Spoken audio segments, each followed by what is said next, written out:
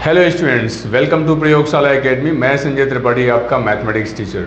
हम लोग शुरू किए हुए हैं क्लास 12th की मैथमेटिक्स, एलजेब्रा ऑफ मैट्रिसेस।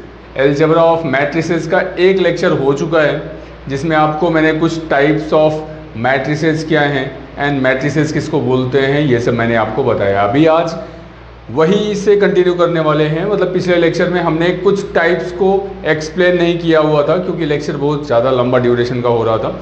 वापस से वहीं से कंटिन्यू करने वाला हूँ। आइए देखते हैं यहाँ पे क्या है। तो देखिएगा, नल मैट्रिक्स और जीरो मैट्रिक्स किसको बोलते हैं, नल मैट्रिक्स या जीरो मैट्रिक्स। ध्यान रखिएगा, अगर कोई भी मैट्रिक्स गिवन है, उनके सारे एलिमेंट्स या सारे मेंबर्स जीरो हों, नल हों, ठीक है, मतलब कोई भी वैल्यू ना हो, नॉन जीरो वैल्यू ना हो, तो उसको क्या बोलते हैं, नल मैट्रिक्स बोलते हैं। यहाँ पे डिफाइन किया गया है, a matrix whose all elements are zero is called null matrix और zero matrix। आइए देखते हैं यहाँ पे, जैसे एग्जांपल यहाँ दिया हुआ है 0 0 0 0, ये 2 by 2 ऑर्डर का मैट्रिक्स है, ठीक है। ये किस ऑर्डर का मैट्रिक्स है, 2 by 2 ऑर्डर का मैट्रिक्स है। क्लियर है।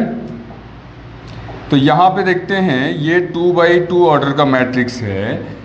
कैसे, यहाँ पे नंबर ऑफ ये जो है हॉरिजॉन्टल लाइंस हैं जो, ठीक है, नंबर ऑफ रोज जो है वो 2 हैं और नंबर ऑफ कॉलम्स कितने हैं, वो भी 2 हैं। सो नंबर ऑफ रोज को पहले लिखा जाता है और नंबर ऑफ कॉलम्स को बाद में लिखा जाता है।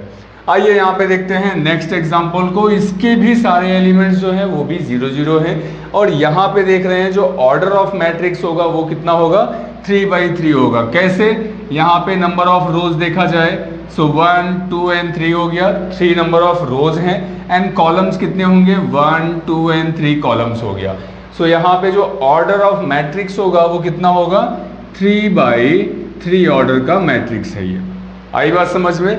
चलिए आगे देखते हैं। नेक्स्ट यहाँ पे जो एग्जांपल जो नेक्स्ट टाइप है वो देखने चल रहे हैं यहाँ पे। जैसे अपर ट्रायंगुलर मैट्रिक्स, इसको आप लोग समझ लिए हैं तो आगे बढ़ रहा हूँ मैं। अपर ट्रायंगुलर मैट्रिक्स, अपर ट्रायंगुलर मैट्रिक्स बेसिक आप याद करने का तरीका बस इतना देखिएगा कि जो भी मैट्रिक्स है उसका जो प्रिंसिपल डायगोनल है, ये जो प्रिंसिपल डायगोनल है, इसके एबव जितने भी वैल्यूज होंगे, किस केस में, अपर ट्रायंगुलर मैट्रिक्स के केस में, जो प्रिंसिपल डायगोनल है, प्रिंसिपल डायगोनल के एबव जो वैल्यूज होंगे वो सब नॉन जीरो होंगे। क्या होंगे, नॉन जीरो होंगे। और प्रिंसिपल डायगोनल या लीडिंग डायगोनल के बिलो जो एलिमेंट्स होंगे वो सब जीरो होंगे। ठीक है, क्या होंगे, जीरो होंगे।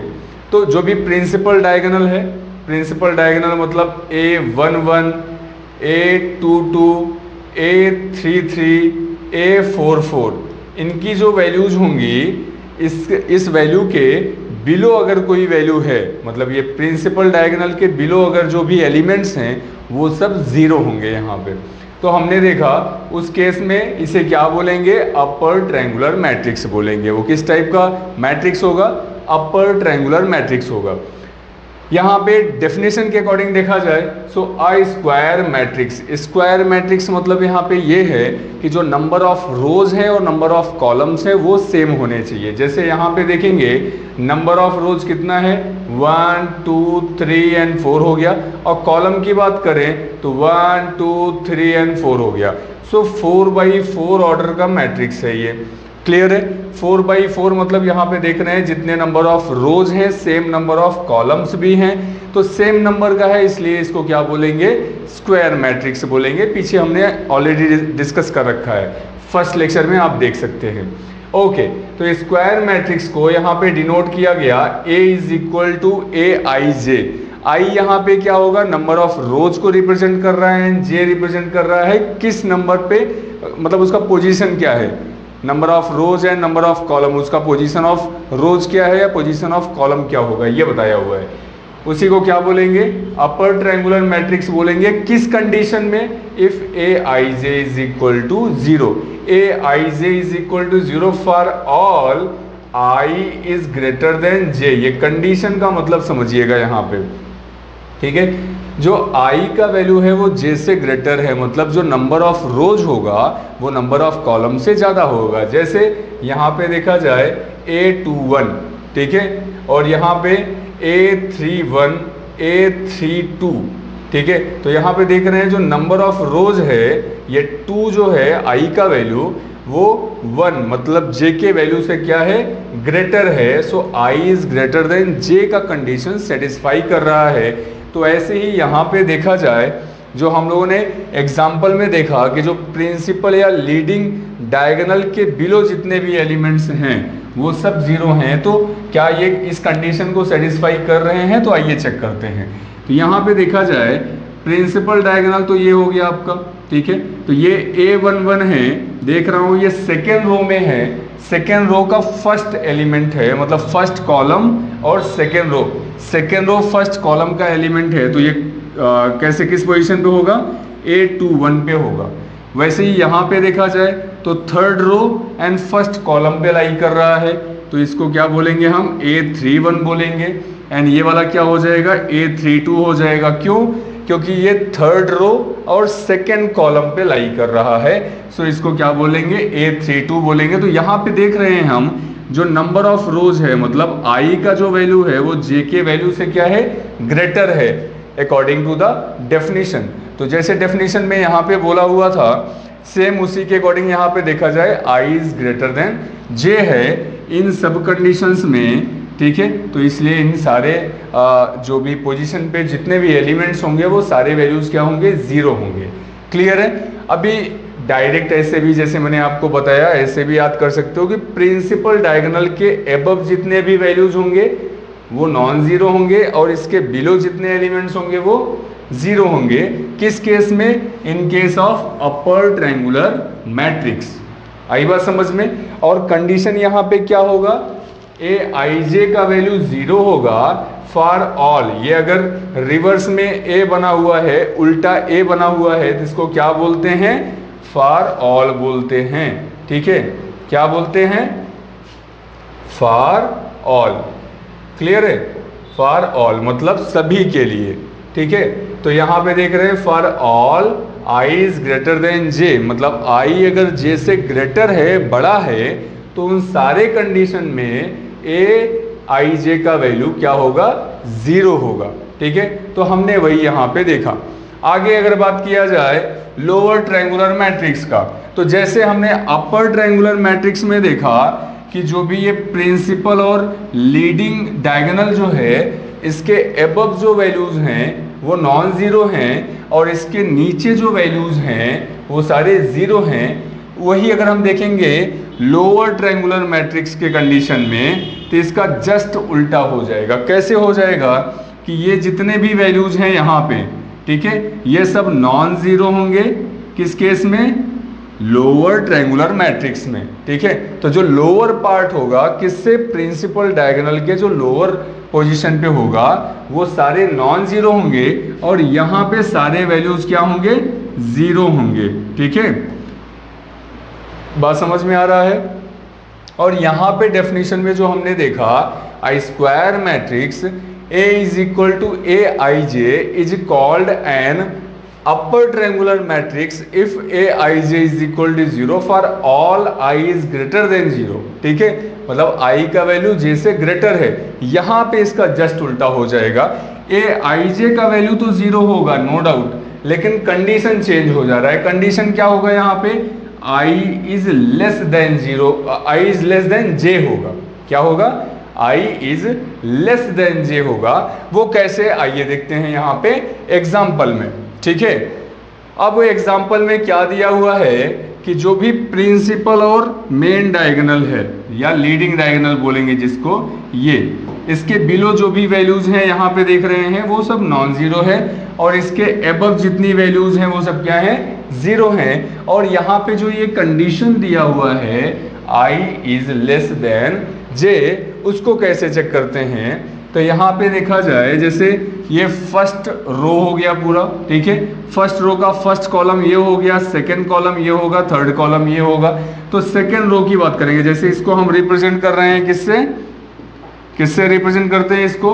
A11 से इसको रिप्रेजेंट किया, A22 से इसको रिप्रेजेंट कर रहे हैं, सॉरी A12 से इसको रिप्रेजेंट करेंगे, A13 से इसको रिप्रेजेंट करेंगे, और यहाँ पे देखें A21, A22, A23, और यहाँ पे क्या होगा ये A31, A32, A33। तो जो ये आपका A11, A22, A33 है, ये तो आपका क्या हो गया, मेन डायगोनल हो गया या प्रिंसिपल डायगोनल बोलेंगे इसको, ठीक है। वही अगर हम बात करें A12, A13 का वैल्यू अगर बात करें तो A12 यहाँ पे देखा जाए, A12 अभी यहाँ पे देखिएगा Aij में I पहले आ रहा है, मतलब नंबर ऑफ रोज को रिप्रेजेंट कर रहा है। वैसे ही यहाँ पे देखा जाए तो A12 में जो 1 है ये I का वैल्यू है, और जो 2 है ये किसका वैल्यू है, J का वैल्यू है। तो अब देखिए I का वैल्यू बड़ा है या J का वैल्यू बड़ा है, तो सीधी सी बात है J का वैल्यू बड़ा है, मतलब I is lesser than J है, I is lesser than J, मतलब I का वैल्यू J से छोटा है। जब छोटा है मतलब इस कंडीशन को सेटिस्फाई कर रहा है, इस कंडीशन को सेटिस्फाई कर रहा है, इसका मतलब Aij का वैल्यू क्या होगा, 0 होगा। क्या होगा, 0। तो यहाँ पे देख रहे हैं ना, सारे एलिमेंट्स जितने भी हैं वो सब क्या है, 0 है, 0 है, 0 है। बस समझ में आ रहा है ना। तो इस टाइप के मैट्रिक्स को क्या बोलेंगे हम, लोअर ट्रायंगुलर मैट्रिक्स बोलेंगे। क्या बोलेंगे, लोअर ट्रायंगुलर मैट्रिक्स। आप इसको अगर डेफिनेशन समझना चाहो, मतलब लिखना चाहो, तो कैसे लिखोगे, I square matrix A is equal to Aij is called a lower triangular matrix if Aij is equal to 0 for all I is less than J। Clear है। तो उस कंडीशन को कैसे सेटिस्फाई कर रहा है ये मैंने आपको एक्सप्लेन किया। आइए यहाँ पे देखते हैं, ये जो हम लोग देख रहे हैं कि जो मेन या लीडिंग प्रिंसिपल डायगोनल है, अभी तक हमने देखा अपर ट्रायंगुलर मैट्रिक्स और लोअर ट्रायंगुलर मैट्रिक्स के केस में अपर पार्ट या लोअर पार्ट 0 हो रहा है, और ये जो मेन या प्रिंसिपल डायगोनल है ये 0 नहीं हो रहा है। अगर ये 0 0 हो जाए, ठीक है, अगर ये प्रिंसिपल डायगोनल 0 हो जाए तो उसको क्या बोलेंगे, स्ट्रिक्टली ट्रायंगुलर बोलेंगे। क्या बोलेंगे, स्ट्रिक्टली ट्रायंगुलर, मतलब A11 का वैल्यू, A22 का वैल्यू या A33 का वैल्यू अगर 0 हो जा रहा है, according to this, according to definition, for all I is equal to 1 2 3 4 etcetera, जो भी वैल्यू जिस ऑर्डर का मैट्रिक्स होगा उसके अकॉर्डिंग, तो देखेंगे अगर ये 0 हो रहा है, प्रिंसिपल या लीडिंग डायगोनल अगर 0 हो रहा है, तो उस केस में जो ट्रायंगुलर मैट्रिक्स होगा उसको क्या बोलेंगे, स्ट्रिक्टली ट्रायंगुलर मैट्रिक्स बोलेंगे। क्लियर है इतना भी। चलिए भाई, जब इतना सब कुछ आप लोगों को समझ में आ रहा है, इन केस अगर आपको डाउट होता है तो आप लोग कमेंट बॉक्स में ज़रूर बताइएगा, ठीक है, क्योंकि जब तक आप बताओगे नहीं तब तक मुझे कैसे पता चलेगा कि आपको समझ में आ रहा है कि नहीं आ रहा है। तो आप लोग एक काम करिए, जैसे जितना भी कॉन्सेप्ट बताया जा रहा है आप इसको पहला नंबर तो पेन कॉपी लेके बैठा करो, ठीक है, क्योंकि मैथ्स में बहुत सारी चीज़ें बताई जा रही हैं, आपको लग रहा है कि हमें थोड़ा क्लू चाहिए रिकॉल करने के लिए आफ्टर क्लास, तो आप थोड़ा थोड़ा लिखते जाया करिए, या जो भी क्वेश्चन सॉल्व करवाऊँ आप उसको पॉज करिए, क्वेश्चंस को लिख लीजिए, और जैसे जैसे मैं सॉल्व करता जा रहा हूँ आप भी वैसे वैसे साथ में सॉल्व करते जाइए, ठीक है। इससे क्या होगा कि मेरे ही साथ में आपकी प्रैक्टिस हो जाएगी एक बार, और वापस से अगर आपको क्वेश्चंस सॉल्व करना है अपनी बुक्स को उठाइए, वहाँ से एक्सरसाइज को सॉल्व करिए। इन केस ऑफ डाउट्स, अगर आपको कोई प्रॉब्लम हो रहा है वहाँ पे, तो आप बेशक आप अपना क्वेश्चन नंबर मेंशन कर सकते हो, बुक मेंशन कर सकते हो कमेंट बॉक्स में, ठीक है। तो वो क्वेश्चन मैं आपको नेक्स्ट वीडियोज़ में डिस्कस कर लूँगा, ठीक है, जो भी क्वेश्चन रहेगा आपका वो मैं नेक्स्ट वीडियो में डिस्कस कर लूँगा। तो आइए देखते हैं यहाँ पे अगला टॉपिक जो है equality of matrices. Equality of matrices क्या होगा, आइए इस पे बात करते हैं, ठीक है। तो माहौल बड़ा गर्म चल रहा है, ठीक है ना, बहुत टेंस माहौल चल रहा है आजकल, तो वार टाइम है एक तरह से, ऐसे ही है, ठीक है। हमारे प्यारे भारत और पाकिस्तान, जिसको बोल सकते हो ना पाकिस्तान, ठीक है, उनके इन बिटवीन वार चल रहा है। तो गर्मी बहुत ज़्यादा है, जिससे देख रहे हो ये पसीना छूट रहा है हम लोगों को। बात समझ रहे हैं ना? हाँ, तो फिलहाल जीतेगा तो भारत ही, है ना? ओके, आइए यहाँ पे देखते हैं इक्वालिटी ऑफ मैट्रिसेस। डेफिनेशन यहाँ पे क्या है? टू मैट्रिसेस, कोई दो मैट्रिक्स है, ठीक है, दो मैट्रिक्स हमने अज्यूम किया, suppose A is equal to AIJ M/N, ठीक है, हमने अज्यूम किया AIJ और इसको ऐसा स्क्वायर ब्रैकेट से डिनोट करते हैं और यहाँ पे इसका ऑर्डर ऑफ मैट्रिक्स भी लिखा हमने M/N, ये हो गया मैट्रिक्स A। ऐसे ही एक मैट्रिक्स B एज्यूम कर रहे हैं, so B is equal to BIJ और ये भी, इसका भी ऑर्डर क्या होगा? R/S होगा, ठीक है। तो दो मैट्रिक्स हैं। अब यहाँ पे बोला गया है कि इक्वालिटी ऑफ मैट्रिक्स कैसे होगा। तो पहला कंडीशन ये है कि जितने नंबर ऑफ रोज इस मैट्रिक्स में होंगे, मतलब नंबर ऑफ रोज को यहाँ पे जो पहले रिप्रेजेंट किया जाता है ना, वो नंबर ऑफ रोज होता है, ठीक है। तो यहाँ पे M है, सेम नंबर ऑफ रोज होना चाहिए किसमें? जो सेकेंड वाला मैट्रिक्स है। मतलब M और R का वैल्यू क्या होना चाहिए? इक्वल होना चाहिए। मतलब दोनों मैट्रिक्स सेम नंबर ऑफ रोज होना चाहिए दोनों मैट्रिक्स में, और सेम नंबर ऑफ कॉलम भी होना चाहिए। तो यहाँ पे जो N का वैल्यू है वो S के इक्वल हो जाएगा। तो यहाँ पे कंडीशन क्या होगा? M इज इक्वल टू, मतलब जितने number of rose matrix A में है, सेम नंबर ऑफ रोज किस में होना चाहिए? मैट्रिक्स B में होना चाहिए।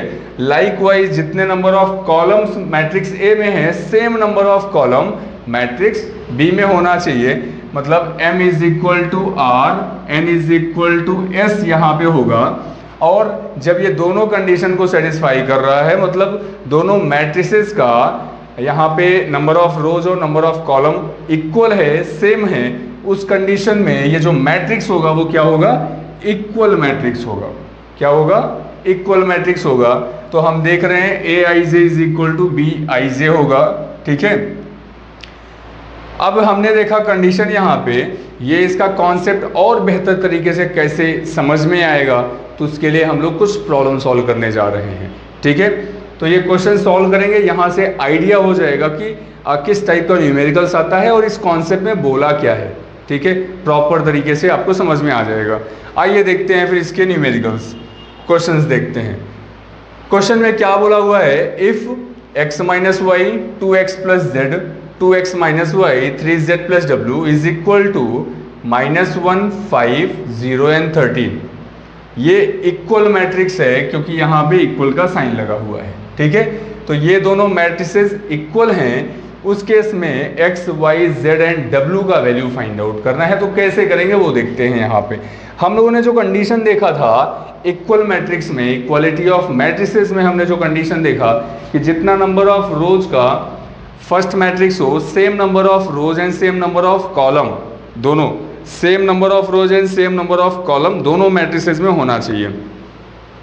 तो यहाँ पे अगर बात किया जाए, क्या पहले चेक करते हैं क्या यहाँ पे same number of rows and same number of column है। तो आइए देखते हैं। फर्स्ट रो हो गया, सेकेंड रो हो गया, फर्स्ट कॉलम सेकेंड कॉलम, तो ये तो इसका ऑर्डर ऑफ मैट्रिक्स कितना होगा? 2/2 हो गया। क्लियर है। अब इधर भी चेक करते हैं। तो row number 1, row number 2 and ये कॉलम नंबर 1, कॉलम नंबर 2, इसको C1 एंड C2 से रिप्रेजेंट कर सकते हो, इसको R1 एंड R2 से रिप्रेजेंट कर सकते हो। तो यहाँ पे भी देख रहे हैं जो सेकेंड मैट्रिक्स है इसमें भी सेम नंबर ऑफ, मतलब जो ऑर्डर ऑफ मैट्रिक्स होगा वो सेम होगा। सो 2/2 ऑर्डर का मैट्रिक्स ये भी है, ठीक है। अब जब सेम ऑर्डर ऑफ मैट्रिक्स हैं, ठीक है, मतलब same number of rows and same number of column consist कर रहा है ये दोनों मैट्रिक्स, तो फिर क्या चेक करना पड़ेगा? तो देखना है कि क्या ये मैट्रिक्स इक्वल है। तो बिल्कुल यहाँ पे इक्वालिटी का साइन लगा हुआ है, ये इक्वल का साइन लगा हुआ है। जब इक्वल का साइन लगा हुआ है इसका मतलब जो एलिमेंट यहाँ पे है सेम एलिमेंट यहाँ भी होना चाहिए, ठीक है। अब जब सेम एलिमेंट होना चाहिए इसका मतलब x माइनस वाई का वैल्यू क्या होगा? -1 होगा। क्या होगा? -1। x minus y is equal to -1, मतलब जिस पोजीशन पे ये है सेम पोजीशन पे ये एलिमेंट भी होना चाहिए। तो ये दोनों क्या होंगे? इक्वल होंगे। ठीक है। तो हम इसको क्या लिख सकते हैं, x minus y is equal to -1 हो गया। चलिए भाई, ये इसको इक्वेशन नंबर फर्स्ट अज्यूम किया। अब सेम यहाँ पे देख रहे हैं इस वाले मैट्रिक्स का पोजीशन क्या है, इस वाले एलिमेंट का पोजीशन क्या है। तो ये जैसे A11 हो गया, A12, A21, A22, तो यहाँ पे जो A21 है सेम इस पोजीशन पे ये वाला एलिमेंट है, ठीक है, 0 है।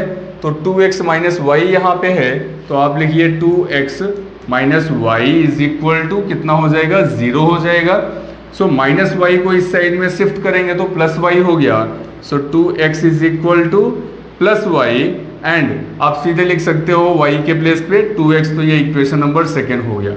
अब इक्वेशन सेकेंड से y का वैल्यू इक्वेशन फर्स्ट में अगर पुट करें तो फिर क्या होगा, फ्रॉम सेकेंड टू फर्स्ट, ठीक है, मतलब सेकेंड से y का वैल्यू पुट कर रहे हैं फर्स्ट में, तो क्या हो जाएगा, x माइनस वाई के प्लेस पे वैल्यू क्या पुट करेंगे हम, y के प्लेस पे वैल्यू पुट किया हमने 2x।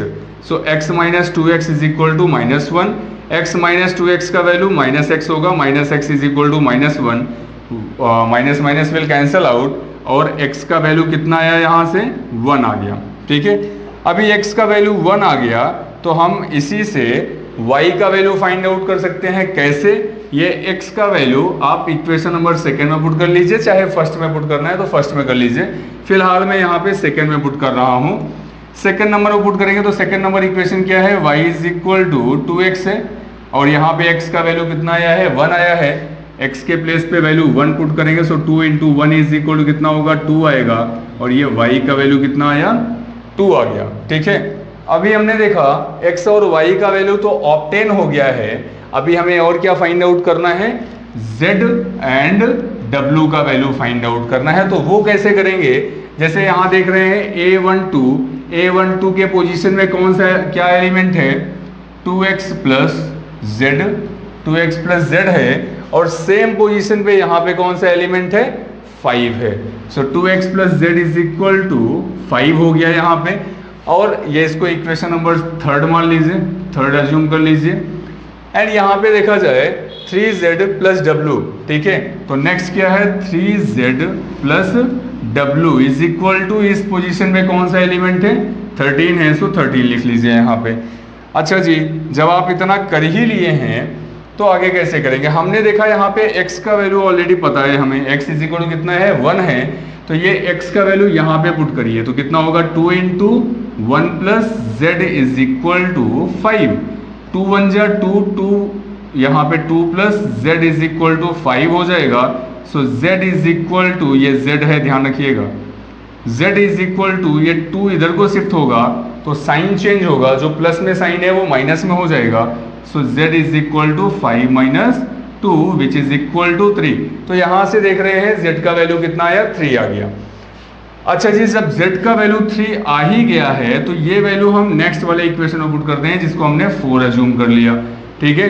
तो z का वैल्यू यहाँ पे पुट करेंगे तो कितना होगा, 3 इंटू z का वैल्यू 3 आया हुआ है, so 3 into 3 plus w is equal to 13, 3 3 जा 9, 9 को अगर आप शिफ्ट करेंगे अदर साइड में, इक्वल के अदर साइड में, तो w इज इक्वल टू कितना होगा, 13 minus 9 is equal to 4। So w is equal to value कितना आया, 4।